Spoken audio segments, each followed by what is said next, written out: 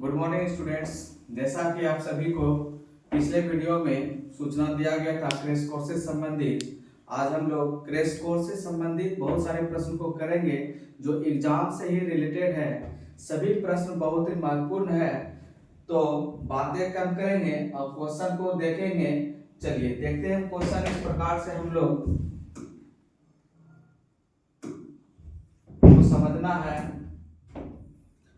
हम आपके लिए साइंस से संबंधित क्वेश्चन लेकर के आए हुए हैं। साइंस से संबंधित महत्वपूर्ण प्रश्न को हम लोग देखेंगे। साइंस को जानने से पहले हम लोग जानेंगे कि साइंस में हम लोग फिजिक्स, केमिस्ट्री और बायोलॉजी को देखेंगे। ये तीनों विषय से हमारा एग्जाम में क्वेश्चन एमसीक्यू आएगा। तो ये हम लोग जानेंगे फिजिक्स का पितामह कौन है और केमिस्ट्री का पितामह कौन है एवं बायोलॉजी का पितामह कौन है, इसके बारे में हम लोग जानेंगे। तो फिजिक्स का पितामह हम लोग का न्यूटन है, बायोलॉजी का अरस्तु है। आप लोग कमेंट बॉक्स में बताएं कि केमिस्ट्री का पितामह कौन है। तो क्वेश्चन नंबर 1 है एड्स का पूर्ण रूप हम लोग जानेंगे, एक्वायर्ड इम्यूनो डिफेंसी सिंड्रोम। यहाँ पे जितने भी प्रश्न को बताया जाएगा सभी प्रश्न बहुत ही खास रहेगा और सभी प्रश्नों में से 99 प्रश्न ऐसा रहेगा जो एग्जाम में आने की संभावना है। दूसरा क्वेश्चन है ध्वनि तरंगे। ये क्वेश्चन को जानने से पहले आपको बता दें कि इस टाइप का दो प्रश्न रहेगा, एक विद्युत चुंबकीय तरंगे से संबंधित, एक विद्युत चुंबकीय तरंगे से संबंधित नहीं है। तो अगर इन दोनों में से कोई एक आप याद करते हैं तो ऑटोमेटिक आपको दूसरा प्रश्न का उत्तर याद हो जाएगा। क्वेश्चन नंबर 2 कहता है कि ध्वनि तरंगे कैथोड किरणें, प्रसरण किरणें, अल्फा किरणें एवं बीटा किरणें संबंधित है किस तरंग से, संबंधित नहीं है किस तरंग से। तो विद्युत चुंबकीय तरंगे एक ऐसा है जो कि ये सभी तरंग को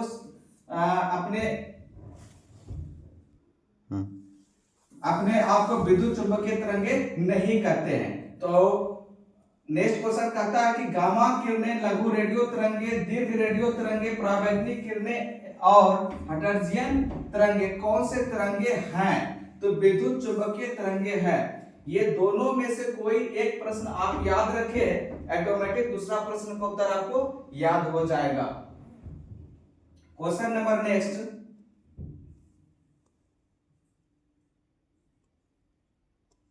अगला क्वेश्चन है आपका डैश ने त्रिक सिद्धांत दिए जो कि यह सिद्धांत पूरी तरह असफल रहे। ये हमारा पीरियोडिक टेबल से संबंधित क्वेश्चन है। ये बहुत ही मस्ट इंपोर्टेंट क्वेश्चन है। डोबेराइनर के द्वारा यह सिद्धांत दिया गया था जो कि असफल रहा था। पीरियोडिक टेबल को तैयार करने में 4 व्यक्ति का योगदान रहा था, डोबेराइनर, न्यूलैंड, मोसले एवं मेंडलीव। ये चारों के द्वारा पीरियोडिक टेबल को तैयार किया गया था। अगला क्वेश्चन है न्यूलैंड के समय ज्ञात तत्वों की संख्या कितनी थी? 56। ये स्टार एच क्वेश्चन है आपका, याद रखिएगा।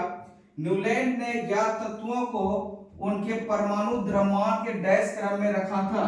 तो याद रखेंगे हम लोग बढ़ते क्रम में। न्यूलैंड के द्वारा जो भी परमाणु जो है कि तत्वों का व्याख्या किया गया था वो परमाणु द्रव्यमान के आधार पर किया गया था, जो कि हमारा बढ़ते क्रम में है। अगला क्वेश्चन कहता है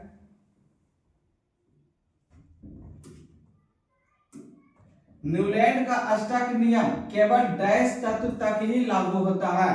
तो कैल्शियम तत्व तक लागू होता है। आप लोग कमेंट बॉक्स में उत्तर दें कि कैल्शियम का संकेत क्या है। ऑप्शन है आपका Mg, दूसरा ऑप्शन है हीलियम, तीसरा ऑप्शन है आपका O और चौथा ऑप्शन है आपका नन।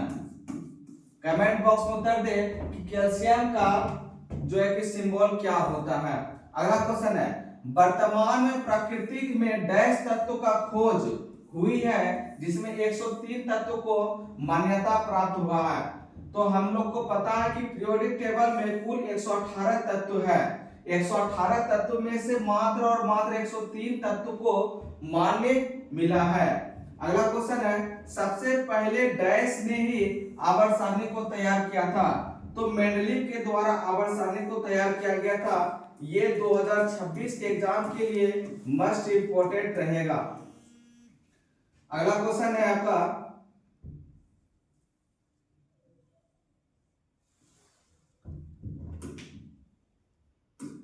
कितने ईस्वी में हेनरी मोसले ने परमाणु संख्या की खोज की थी?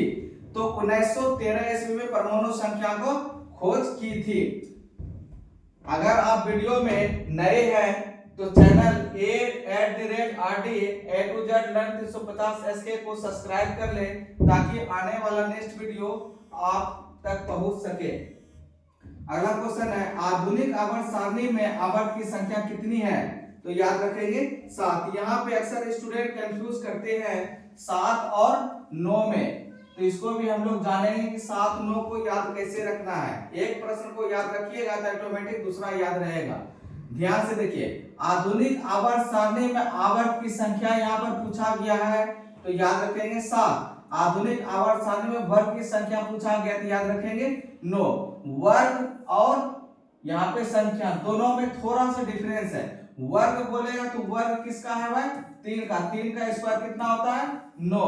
अब ये नहीं कि इसका जो है कि आवर्त संख्या 3 है तो इसलिए इसका स्क्वायर कर दिए तो 9, ऐसा नहीं है।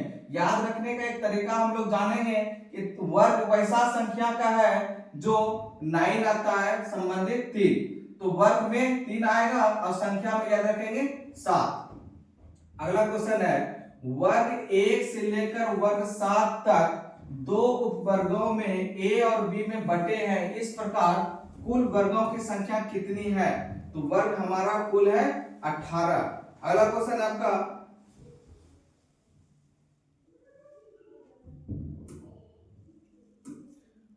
प्रत्येक आवर्त का प्रथम सदस्य डैश धातु है। तो याद रखेंगे क्षार धातु। ये आपका इंपॉर्टेंट क्वेश्चन है एग्जाम के लिए। प्रत्येक आवर्त का प्रथम सदस्य डैश धातु है तो क्षार धातु है। अभी फिलहाल आपको केमिस्ट्री से संबंधित क्वेश्चन दिख रहा है, आगे आपको फिजिक्स का भी रहेगा और बायोलॉजी का भी प्रश्न रहेगा। सभी प्रश्न बहुत ही खास है। अगला क्वेश्चन है आपका, प्रत्येक आवर्त का अंतिम अक्रिय गैस डैश तत्व का डैश तत्व है जो अपवाद में, मतलब वैसा तत्व कौन सा है जो अक्रिय गैस तो है लेकिन अपवाद में उसको रखा गया है। Must important, hydrogen. अब हाइड्रोजन का सिंबल होता है H।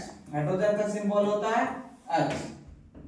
नेक्स्ट क्वेश्चन है, आधुनिक आवर्त सारणी में परमाणु संख्या 57 से लेकर 71 तक के डैश तत्व के श्रेणी में रखा गया।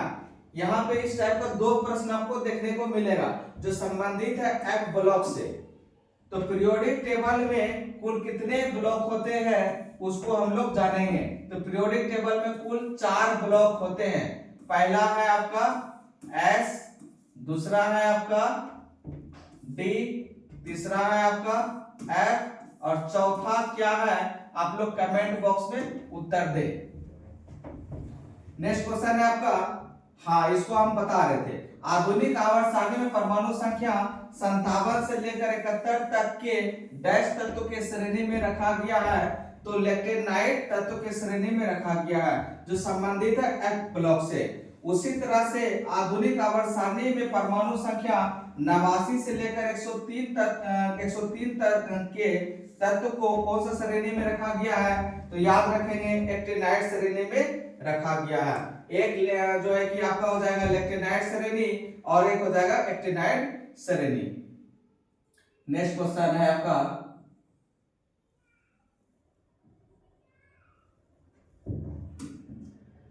अभी जस्ट आपको बताए हुए थे कि पीरियोडिक टेबल को कुल कितने भाग में बांटा गया है? तो 4 भाग में बांटा गया है। 4 भाग नहीं कहेंगे, 4 पार्ट में इसको बांटा गया है जो कि P ब्लॉक है, S ब्लॉक है, जो है कि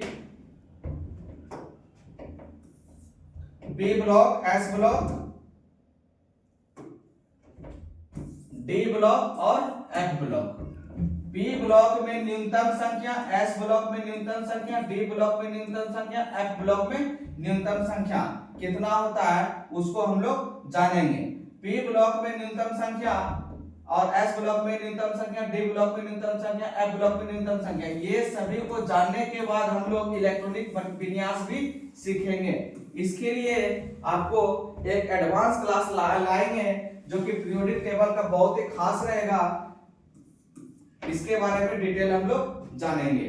फिलहाल अभी आप कमेंट बॉक्स में बता सकते हैं पी ब्लॉक का न्यूनतम संख्या कितना होता है, एस ब्लॉक का न्यूनतम संख्या कितना होता है, डी ब्लॉक का न्यूनतम संख्या कितना होता है और एफ ब्लॉक का न्यूनतम संख्या कितना होता है। हाईएस्ट संख्या हम बता दे रहे हैं, एफ ब्लॉक का हाईएस्ट संख्या होता है 14, डी ब्लॉक का होता है 10, एस ब्लॉक का होता है 2 और पी ब्लॉक का क्या होता है हाईएस्ट संख्या वो आप कमेंट बॉक्स में बताएं। तो दो प्रश्न आपके लिए है, न्यूनतम संख्या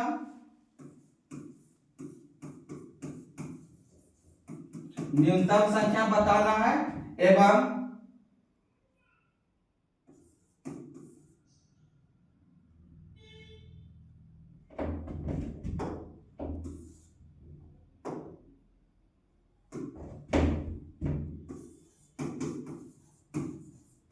अधिकतम संख्या। न्यूनतम संख्या बताना है और अधिकतम संख्या बताना है। कमेंट बॉक्स में आप जवाब दें। नेक्स्ट क्वेश्चन है आपका,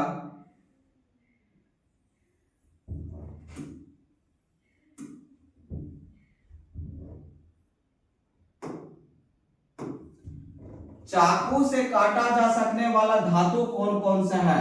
तो सभी स्टूडेंट को याद रहता है सोडियम। चाकू से काटा जा सकने वाला धातु कौन कौन है? तो याद रखेंगे सोडियम। सोडियम तो एनी टाइम याद रहता ही है, लेकिन अब हम लोग एक्स्ट्रा दो भी याद रखेंगे, पोटेशियम एवं लिथियम। पोटेशियम धातु और लिथियम धातु भी हमारा चाकू से काटा जाता है। अगला क्वेश्चन, केरोसिन तेल में रखा जाने वाला धातु कौन सा है? तो sodium, potassium, lithium, rubidium, calcium और कैल्शियम, ये सभी धातु जो है कि केरोसिन तेल में रखा जाता है।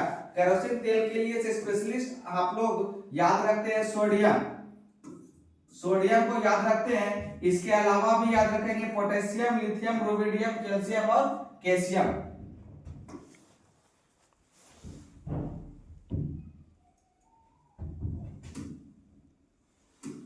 अगला क्वेश्चन है आपका, एकमात्र धातु जिसे हथेली पर रखते ही पिघल जाता है वो है आपका पोटेशियम। पोटेशियम धातु ऐसा है जैसे ही हाथ पर हम लोग रखते हैं वो पिघल जाता है। अगला क्वेश्चन है, पानी में रखा जाने वाला धातु कौन सा है? तो फास्फोरस धातु है। फास्फोरस का संकेत क्या होता है? आप लोग कमेंट बॉक्स में जवाब दें। फास्फोरस का P4 P दोनों सही है और चौथा इनमें से कोई नहीं। कमेंट बॉक्स में आप लोग जवाब दें। अगला क्वेश्चन है, कार्बन और धातु के कितने अपरूप हैं? ये स्टार एच क्वेश्चन है आपका। कार्बन और धातु के कितने अपरूप हैं? याद रखेंगे 3 अपरूप हैं।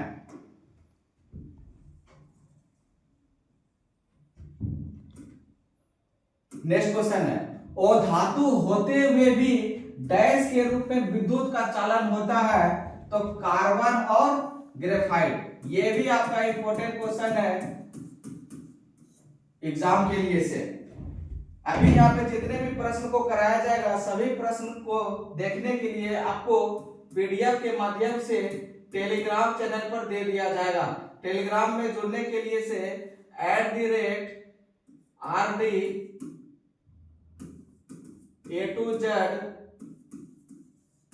लर्न 350 SK पे जुड़ जाए, वहां पर आपको सभी पीडीएफ मिलेगा। इसके लिए डिस्क्रिप्शन बॉक्स में लिंक दे दिया जाएगा, उस लिंक के माध्यम से आप पीडीएफ को डाउनलोड कर सकते हैं। नेक्स्ट क्वेश्चन है, द्रव अवस्था में पाए जाने वाला एकमात्र अधातु। यहाँ पे 2 प्रकार का क्वेश्चन आता है, एक अधातु और दूसरा धातु। ये दोनों क्वेश्चन आपका बहुत ही इंपॉर्टेंट क्वेश्चन है जो कि रामबाण से संबंधित है। दोनों में से कोई एक प्रश्न एग्जाम में कंपलसरी है, आता है, तो ये भी आप लोग स्टार मैच के रूप में जानिए और दिमाग में अपलोड कर लीजिए। द्रव अवस्था में पाए जाने वाला एकमात्र धातु ब्रोमीन है। ब्रोमीन एक ऐसा वो धातु तत्व है जो कि द्रव अवस्था में पाया जाता है। अब धातु में कौन सा है ये आप कमेंट बॉक्स में जवाब दे। ऑप्शन हम दे रहे हैं Hg, दूसरा Ca, तीसरा Mg और चौथा आपका H। ये 4 विकल्प दिए हैं। क्वेश्चन आपका बनेगा द्रव अवस्था में पाए जाने वाला एकमात्र धातु। ऑप्शन है आपका Hg, Ca, Mg और H। ये कौन सा उत्तर सही है कमेंट बॉक्स में जवाब दे। क्वेश्चन नंबर नेक्स्ट, डैश और धातु होते हुए भी चमकता है। ये भी आपका इंपॉर्टेंट क्वेश्चन है। यहाँ पे जितने भी प्रश्न कराया जाएगा सभी प्रश्न इंपॉर्टेंट रहेगा, जो एग्जाम में आने की 100% संभावना है।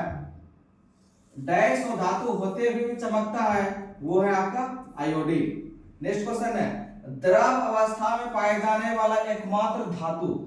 जस्ट अभी हम क्वेश्चन यहाँ पे देखे थे, द्रव अवस्था में पाए जाने वाला एकमात्र धातु, उसके नीचे लिखे थे धातु। सेम क्वेश्चन यहाँ पे आ गया हमारा, द्रव अवस्था में पाए जाने वाला एकमात्र धातु।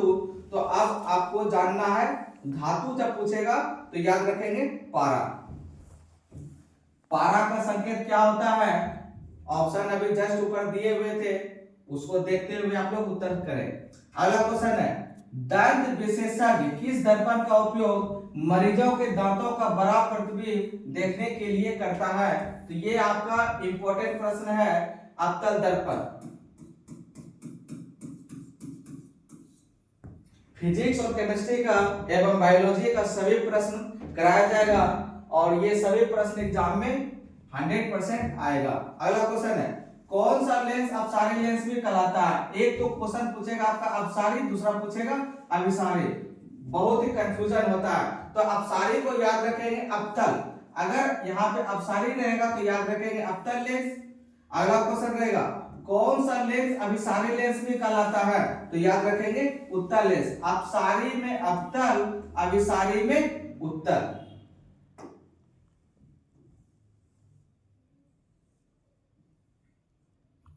नेक्स्ट क्वेश्चन है आपका, अवतल दर्पण को और कौन सा लेंस कहते हैं? तो याद रखेंगे उत्तल लेंस।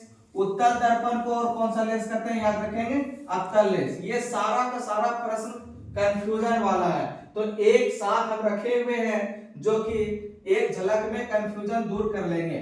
नेक्स्ट क्वेश्चन है, पुतली के साइज को कौन नियंत्रित करता है? तो याद रखेंगे रेटिना। ये आपका स्टार एच क्वेश्चन है। पुतली के साइज को कौन नियंत्रित करता है? रेटिना। रेटिना का दूसरा नाम है दृष्टि पटल। दोनों याद रखेंगे।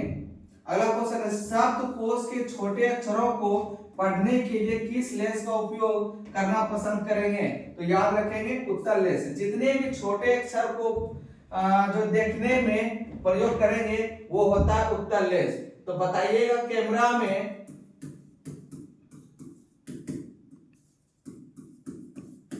कौन सा लेंस का उपयोग किया जाता है? आप लोग कमेंट बॉक्स में उत्तर दें कि कैमरा में कौन सा लेंस का उपयोग किया जाता है। अगला क्वेश्चन है,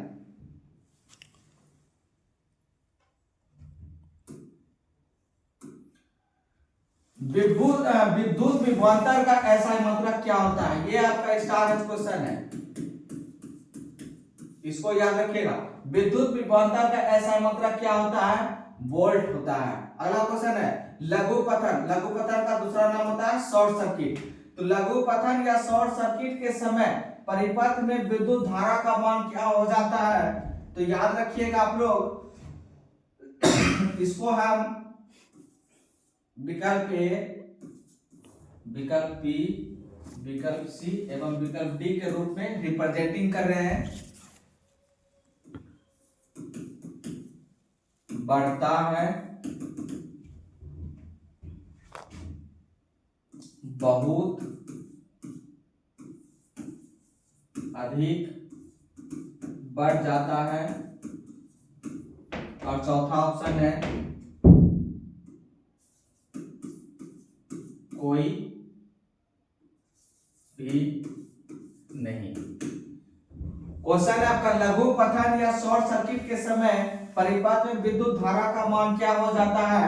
विकल्प है बहुत कम हो जाता है, बढ़ता है, तीसरा ऑप्शन है बहुत अधिक बढ़ जाता है, चौथा कोई भी नहीं। ये क्वेश्चन आपका VVI है जो एग्जाम में कंपलसरी हर वर्ष में से कोई ना कोई वर्ष देखने को मिलता है, संभावित है कि इस साल आएगा। तो आप बताइएगा कमेंट बॉक्स में कि बहुत कम हो जाता है या बढ़ता है या बहुत अधिक बढ़ जाता है या कोई नहीं। क्वेश्चन नंबर नेक्स्ट, किसी विद्युत धारावाही सीधी लंबी परिनालिका के भीतर चुंबकीय क्षेत्र इसके सिरे की ओर जाने पर क्या हो जाता है? तो बढ़ जाता है। ये भी आप इंपॉर्टेंट समझ करके याद रखिएगा। सौर कुकर जैसे ही पूछेगा दिमाग में आना चाहिए आपको अवतल दर्पण। क्वेश्चन है सौर कुकर के लिए कौन सा दर्पण सर्वाधिक उपयुक्त होता है? तो याद रखेंगे अवतल दर्पण। ये भी आपका इंपॉर्टेंट क्वेश्चन है।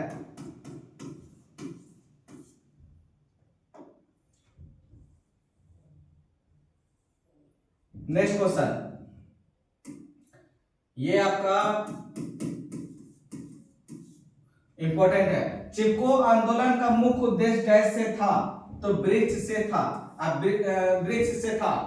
अगला क्वेश्चन है बॉक्साइट किस धातु का अयस्क है? एल्युमिनियम। ये भी आपका इंपॉर्टेंट है। मतलब जितने भी प्रश्न बताए जा रहा है लगभग प्रश्न आपको इंपॉर्टेंट यहाँ पे देखने को मिल रहा है। एल्युमिनियम का संकेत,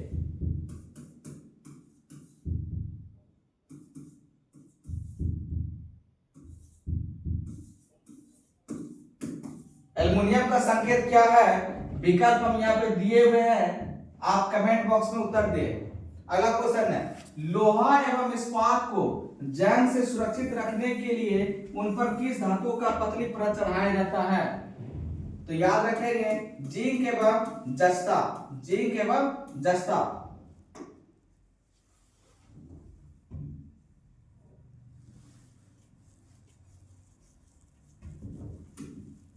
अगला क्वेश्चन है किस रासायनिक यौगिक को गर्म करने पर प्लास्टर ऑफ पेरिस प्राप्त होता है? ये बहुत ही इंपॉर्टेंट क्वेश्चन है, संबंधित है आपका केमिस्ट्री से। Gypsum, gypsum. अगला क्वेश्चन है धातु अपघटनी परिष्करण में अशुद्ध धातु को डैश पर बनाया जाता है? तो एनोड पर बनाया जाता है। एक होता है एनोड और दूसरा याद रखेंगे हम लोग एनोड के बाद कैथोड। लेकिन ये कैथोड हमारा उत्तर नहीं है। एनोड और कैथोड में बहुत सारा स्टूडेंट कंफ्यूजन होता है, तो उस कंफ्यूजन को दूर करने के लिए अगर चाहते हैं तो समझिए विद्युत अपघटनी परिष्करण में अशुद्ध जैसे ही पूछेगा तो दिमाग में आना चाहिए एनोड। विकल्प में पहले आपका दिया हुआ रहेगा कैथोड, तो इसको इग्नोर करके एनोड की ओर चलेंगे। अगला क्वेश्चन है अष्टक सिद्धांत को किसने स्थापित किया था? अष्टक सिद्धांत को, इसको भी हम ऑप्शन के रूप में रखेंगे।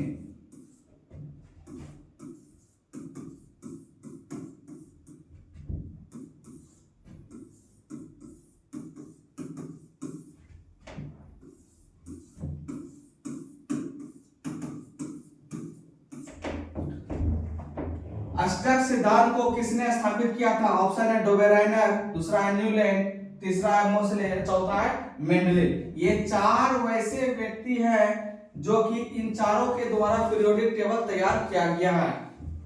सबसे पहले कौन जो है कि पीरियोडिक टेबल को तैयार करने में अपना योगदान दिया, उसके बाद कौन आया और अंतिम में कौन आया, उसके बारे में भी हम लोग जानेंगे। अगला क्वेश्चन है आपका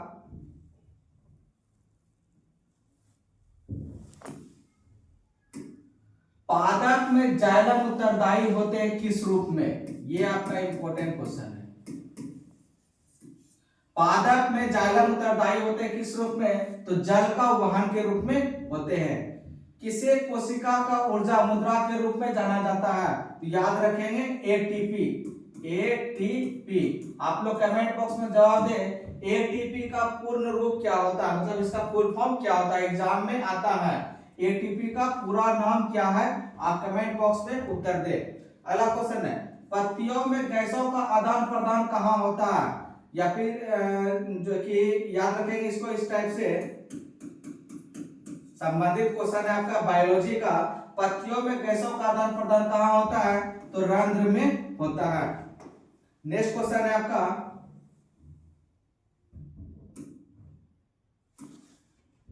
हृदय से रक्त को संपूर्ण शरीर में पंप किया जाता है किसके द्वारा, तो निलय के द्वारा किया जाता है। निलय के द्वारा जो है कि संपूर्ण शरीर को पंप किया जाता है, जो संबंधित है हृदय। अगला क्वेश्चन है, कौन सा पादप हार्मोन पत्तियों के मुरझाने के लिए उत्तरदायी होते हैं, ये आपका मोस्ट इंपोर्टेंट क्वेश्चन है। कौन सा पादप हार्मोन पत्तियों के मुरझाने के लिए उत्तरदायी है, तो ये है आपका ऑक्सिन। नेक्स्ट क्वेश्चन है, और लैंगिक जन्म किस मुकरण के द्वारा होता है, याद रखेंगे ईस्ट या अमीबा।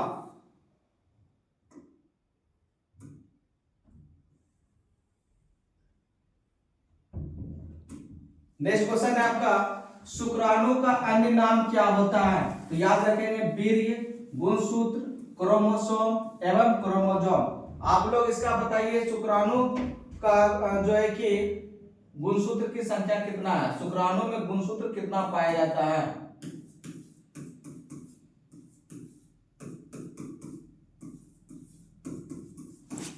विकल्प दिया हुआ है 46, 42, 44 और इनमें से कोई नहीं। कमेंट बॉक्स में जवाब दे। अगला क्वेश्चन है, शुक्राणु का निर्माण होता है, तो वृषण में शुक्राणु का निर्माण होता है। इसी टाइप से ढेर सारा प्रश्न यहाँ पर लेकर के आप लोग के लिए आए हैं। अगला क्वेश्चन है, पुष्प का कौन सा भाग फल बनता है, तो अंडाशय बनता है। नेक्स्ट क्वेश्चन है, लिंग गुणसूत्र का पूर्ण जोड़ा पाया जाता है, तो स्त्री में पाया जाता है। स्त्री में पाया जाता है, स्त्री में XX पाया जाता है और पुरुष में X एवं Y पाया जाता है।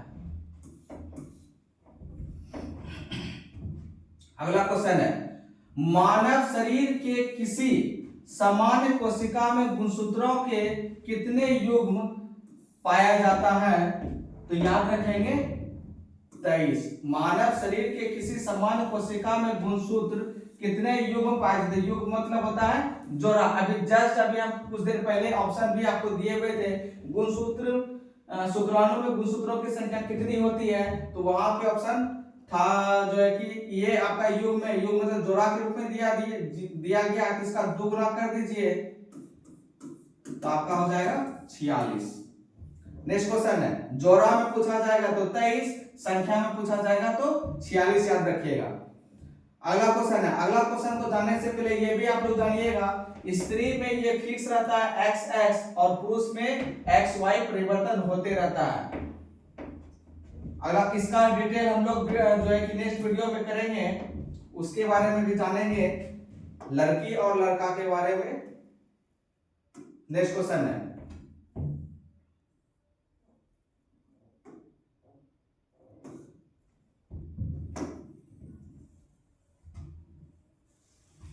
अगला क्वेश्चन आपका है, गोलीय दर्पण के परावर्तन पृष्ठ की वृत्ताकार सीमा रेखा का व्यास कहलाता है, तो गोलीय दर्पण का द्वारक। अभी यहाँ पे जितने भी प्रश्न को देख रहे हैं वो सारा वन लाइनर प्रश्न है।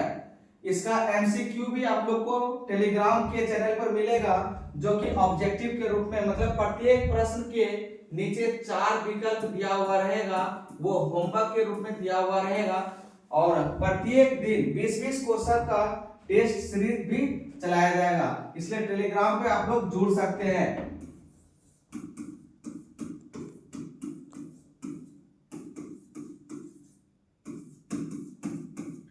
टेलीग्राम पे जुड़ने के लिए @RD A2Z Learn 350 पर जुड़ जाइएगा, इसके लिए डिस्क्रिप्शन में लिंक दिया हुआ रहेगा। अगला क्वेश्चन है आपका, यदि किसी बीम का प्रतिबिंब आवर्धन ऋणात्मक है तो उस प्रतिबिंब की प्रकृति क्या होगी, तो याद रखेंगे वास्तविक और उल्टा। नेत्र में प्रवेश करने वाली प्रकाश किरणों का अधिकांश अपवर्तन होता है, तो कॉर्निया के बाहरी पृष्ठ पर। अगला क्वेश्चन है, जब सूर्य का प्रकाश वायुमंडल से गुजरता है तो वायु के सूक्ष्म कण किस तरह के प्रकाश को अधिक प्रबलता प्रकरण करते हैं तो याद रखेंगे नीला। ये आपका इंपॉर्टेंट क्वेश्चन है। अगला क्वेश्चन है, भारत में उत्पादित प्रत्यावर्ती विद्युत धारा की आवृत्ति कितनी होती है? 50 हर्ट्ज होता है। क्वेश्चन की संख्या यहाँ पे बहुत सारा है, अगले वीडियो में हम लोग देखेंगे। और आप लोग को कैसा लगा वीडियो, लाइक शेयर सब्सक्राइब करें एवं कमेंट बॉक्स में अपना जवाब दें। धन्यवाद।